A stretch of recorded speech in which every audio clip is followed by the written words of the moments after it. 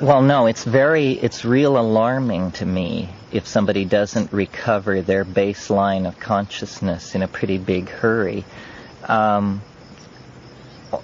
This is an unknown area. No one knows what schizophrenia is. People may have unusual metabolisms. They may have unusual food habits. They may simply be delicately balanced. If somebody tells me that they have visions on the natch and have all their life dealt with elves and flying saucers, and I don't urge a heavy program of psychedelic involvement. It seems superfluous and maybe destructive. I am just a stone, you know. I just cling to the baseline of consciousness. It takes a great deal to move me off it, and I never hallucinated on LSD unless I would smoke a lot of hash and do a bunch of exercises, and it was just very elusive. And so I don't advocate, in fact, drug taking. I think that what we lack is a professional shaman class. And, you know, I won't speak to audiences more larger than this, because I don't want to even be perceived as leading some kind of crusade. I don't think that we should convince people who haven't taken drugs to take them. I think if we think drugs are a good thing, we should take more of them. The real problem is to get people to take enough. The number of people who are running around passing themselves off as experts on the psychedelic experience who have never, in fact, you know, it's like sex and orgasm. Everybody can have sex and talk about it, but the question is, you know, did you get off? And it's totally subjective and elusive, very hard to talk about. Unless you watch somebody who's stoned, you can't tell whether they got off or not. So we need to build a consensus about what the psychedelic experience is. If we had a more tightly shared consensus, these questions about ketamine and MDMA and all this couldn't even arise. They are clearly a different branch of the tree and not directly related to shamanism, which is about plants. Why try to do it without recourse to the plant spirits? That's what they're for. So, Adele.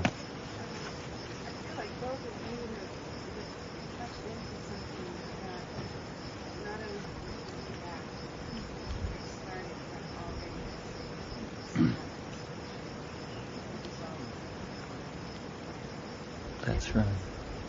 Early psychedelic trips, for most people, tend to be about the junk of your life. And, you know, the people you've wronged and just the junk of your life. But if you can get through that, it begins to take on a less personal character and to be more like an invisible landscape, a place that you wander through and that you gain impressions of. But it's only in the early phase. And then once those knots have been untied, then you can voyage and see clearly the invisible landscape rather than only see the knotted skein of your own hang-ups. Marty, did you want to say something? Yeah, I want to address the fact about taking a lot and doing it by yourself. I think the cosmic psyche is changing so fast that scares me some too. I think in moving from the patriarchal to the matriarchal,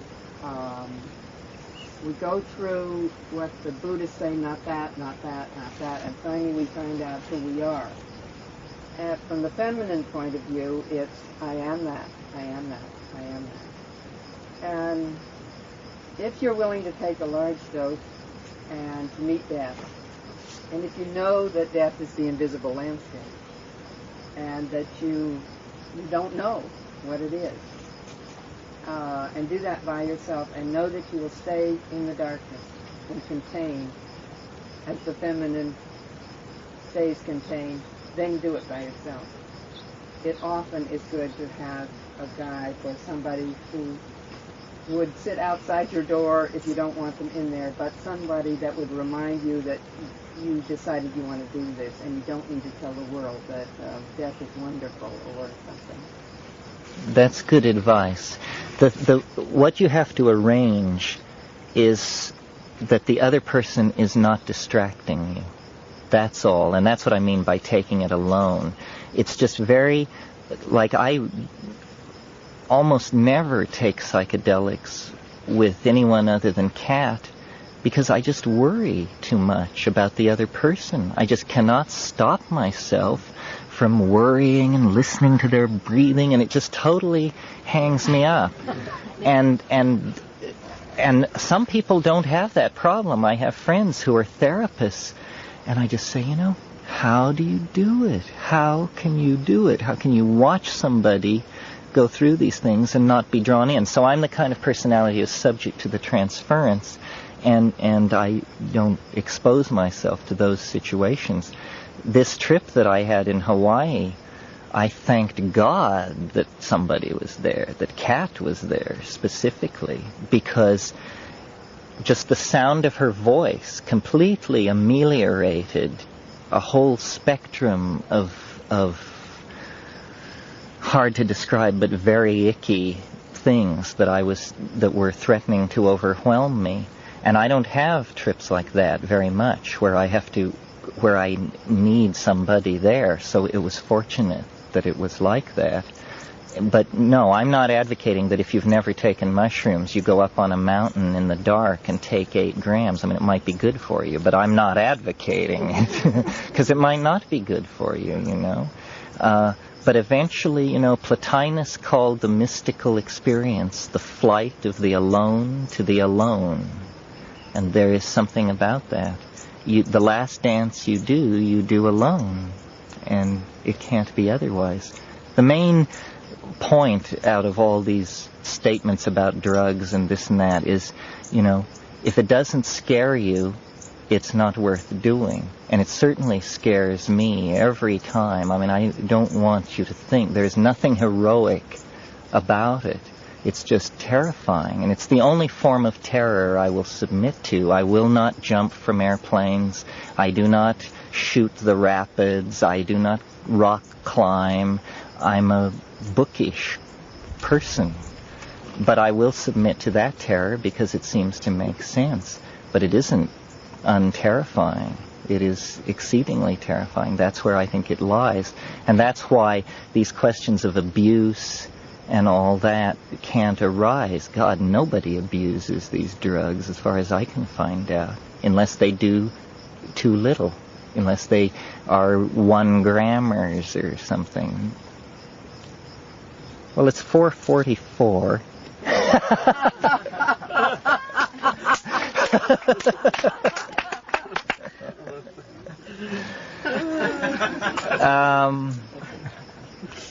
Are there any more questions? Kat, would you like to? Please.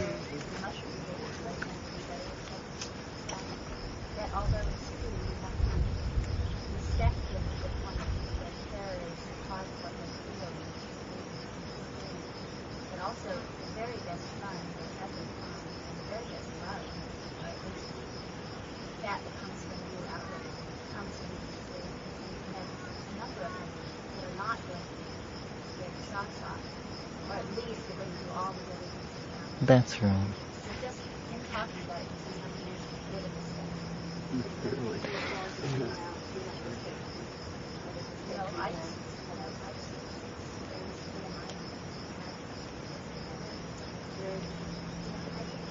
It's about the setting and yes, what you bring to it. And what the wage is. Yes.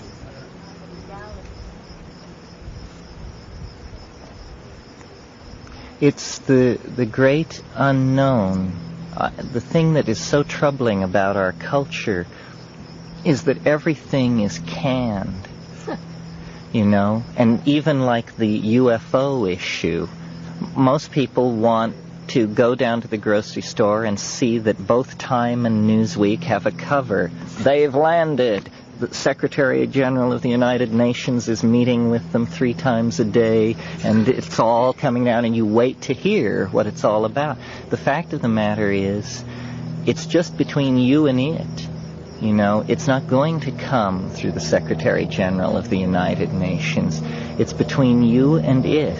And psychedelics are about the immediacy of experience, not the dull, humdrum, repetitive daily routine of meditation and yoga and all of these things, but the immediacy of experience at a white-hot level, just the very unresolved magma of being, and the notion that millions, billions of people go from birth to the grave without ever touching that, unless they touch it in those last few moments of life, is heart-rending. That's an affront to humanness. If we are going to be human and to experience the modalities of being, and experience is the key word, if we're going to experience the modalities of being, then you have to write these things into your script somewhere.